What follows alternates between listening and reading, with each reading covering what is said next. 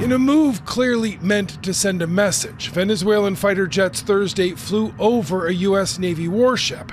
The first U.S. reaction came from the Defense Department on social media, a post calling it a highly provocative move. The second reaction was a day later, with reports the Pentagon is sending 10 F-35 fighter jets to Puerto Rico. From there, they'd be less than an hour flight from Venezuela.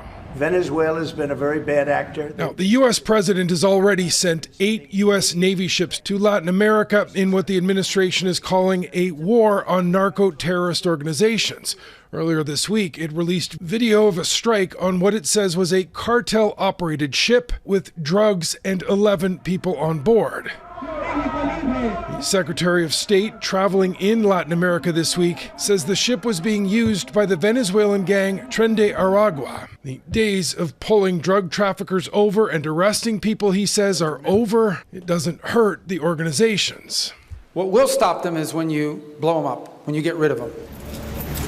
Now, Tren de Aragua is one of several gangs designated by the Trump administration as a foreign terrorist organization. It added 2 Ecuadorian gangs to the list Friday.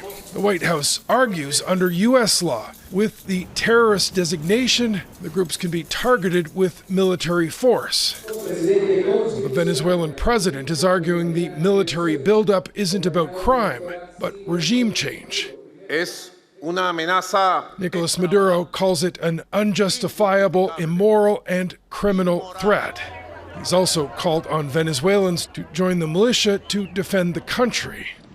Now, there are signs the Trump administration is tightening the screws on Maduro. It's reiterated it doesn't recognize him as a legitimate head of state, a label that gives him protections under international law.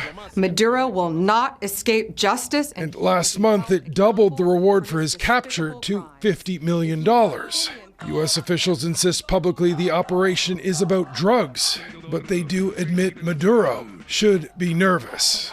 Mike Armstrong, Global News, Montreal.